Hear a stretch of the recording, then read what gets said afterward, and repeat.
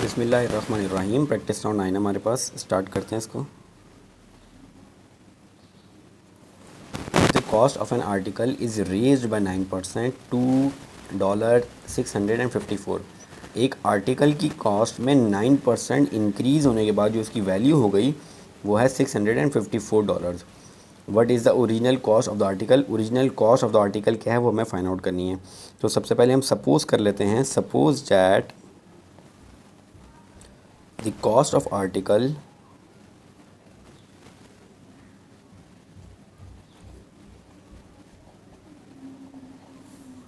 is X dollars.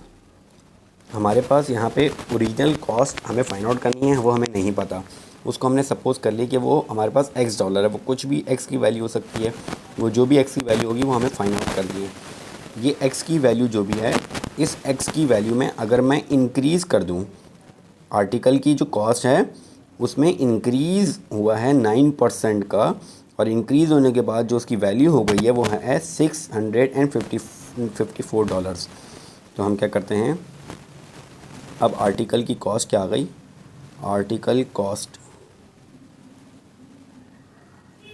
Article cost हमारे पास क्या हो गई है, जो हमारे पास ओरिजिनल कॉस्ट थी आर्टिकल की वो थी हमारे पास X डॉलर्स।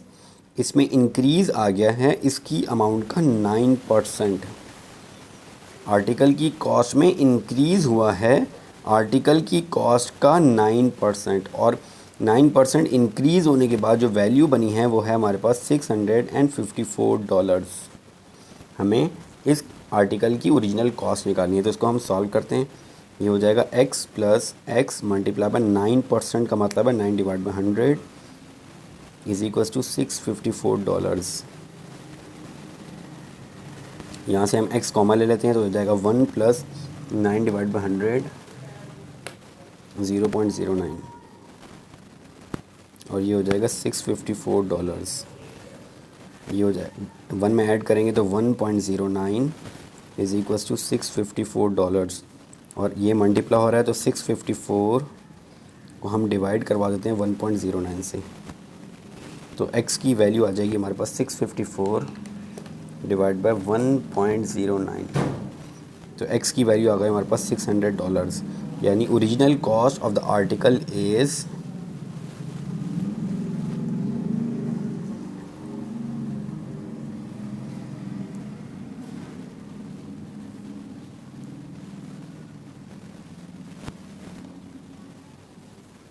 $600। तो हमारे पास ओरिजिनल कॉस्ट आर्टिकल की आ गई $600। ये हमारे पास प्रैक्टिस नाउ 9 का क्वेश्चन नंबर 1 हो गया। नेक्स्ट हमारे पास प्रैक्टिस नाउ 9 का क्वेश्चन नंबर 2 है। Every year the value of an antique was appreciates by 20%। एक एंटीक वाज है हमारे पास, उसकी वैल्यू में हर साल इंक्रीज़ होता है। अप्रिशिएट मतलब इंक्रीज़ होता है उसकी वैल्यू का 20%। और किस वैल्यू का 20% इंक्रीज़ होगा, जो उसके लास्ट ईयर वैल्यू थी, बिल्कुल लास्ट ईयर जो वैल्यू थी उसमें इंक्रीज़ हो जाएगा 20%। तो नेक्स्ट ईयर उसकी वैल्यू 20% इंक्रीज़ होके आ रही होगी। तो हमें find the if the value of 2012 में जो वास की वैल्यू है वो हमारे पास 1,80,000 है। हमें 2010 में वैल्यू फाइंड आउट करनी है इसकी। तो स्टार्ट करते हैं इसको। सबसे पहले हम सपोज़ कर लेते हैं, सपोज़ द वैल्यू ऑफ वास इन 2010। हमने सपोज़ कर लिया कि 2010 में जो वास की वैल्यू है, वैल्यू मीन्स जो उसकी अमाउंट है वो हमारे पास है X डॉलर्स। ये हमने सपोज़ कर लिया। हमने वैल्यू ऑफ वास सपोज़ कर ली कि 2010 में वैल्यू ऑफ वास हमारे पास X डॉलर्स है। अब 2010 से, ये 2010 में तो हमारे पास हो गई, 2010 में हमारे पास जो वैल्यू आ रही है वो है X डॉलर्स। अब 2011 में चले जाते हैं। इन 2011, अब 2011 में हमारे पास क्या होगा, जो गिवन डाटा है उसके अकॉर्डिंग हमारे पास क्या है, नेक्स्ट ईयर में उसकी वैल्यू में प्रीवियस ईयर वाली वैल्यू में 20% का इंक्रीज़ आ जाएगा। तो हमारे पास इन 2011 में क्या होगा, जो वैल्यू इन 2010 में थी यानी एक्स डॉलर उसमें इंक्रीज़ आ जाएगा इसी वैल्यू का 20%। तो हमारे पास ये वैल्यू बन जाएगी वैल्यू इन 11, वैल्यू इन 2011। तो अगर इसको मैं सिंप्लीफाई करूँ तो x plus x multiply by 20 और परसेंटेज का साइन हटेगा तो नीचे आ जाएगा 100, 0 से 0 कैंसिल आउट हो जाएगा, 2 डिवाइड बाई 10 0.2। x को यहाँ से कॉमन ले लेते हैं तो 1 प्लस 0.2 और 1 में 0.2 को ऐड करेंगे तो 1.2x ये वैल्यू आ जाएगी वैल्यू इन 2011। तो ये वास की वैल्यू आ गई इन 2011 विच इज़ 1.2 ऑफ x, यानी जो वैल्यू थी 2010 में x डॉलर उसमें 1.2 का परसेंट का 1.2 गुना इजाफा हो गया, यानी वो 1.2x हो गई। अब हम चले जाते हैं इन 2012 में, और 2012 में जो वैल्यू बनेगी वो हमें गिवन है 1,80,000। और 2012 में भी इस वैल्यू का 20% इंक्रीज़ हो जाएगा, और इंक्रीज़ होने के बाद जो वैल्यू बनेगी वो है $1,80,000। तो हम इन 2000 अब चले जाते हैं नेक्स्ट में इन 2012।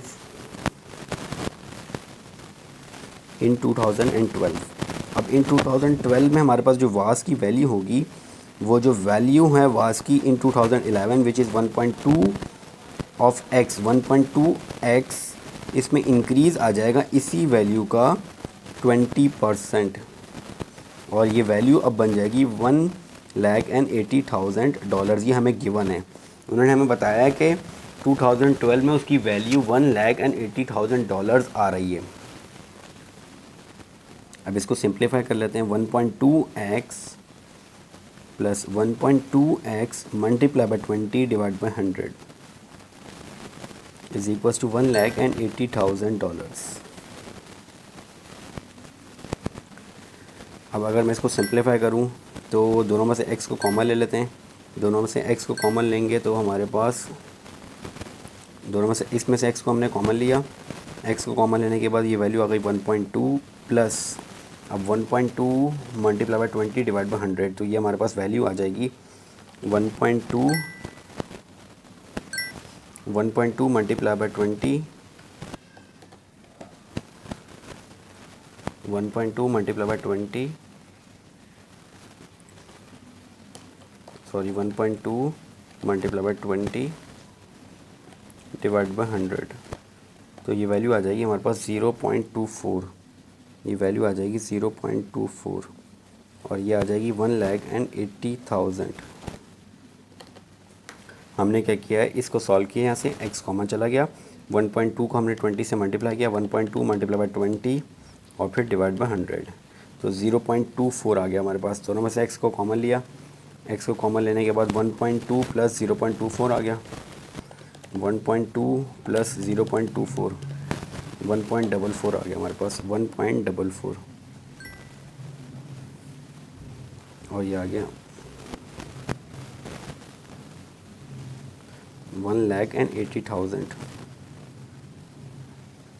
अब x की वैल्यू निकालेंगे तो हम यहाँ से $1,80,000 डिवाइड बाय 1.44 और इसको 1.44 से डिवाइड करवा देते हैं तो हमारे पास क्या आ जाएगा 1,80,000 डिवाइड बाय 1.44, तो ये हमारे पास 1,25,000 ये यानी वैल्यू ऑफ वास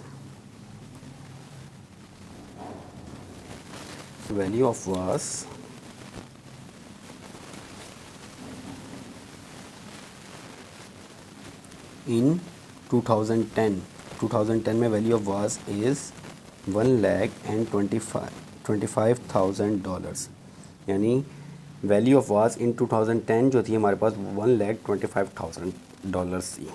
तो ये हमारे पास प्रैक्टिस नाउ कंप्लीट हो गई। यहाँ पे प्रैक्टिस नाउ 9 उसका क्वेश्चन नंबर 1 और क्वेश्चन नंबर 2 दोनों क्वेश्चंस कंप्लीट हो गए हमारे पास।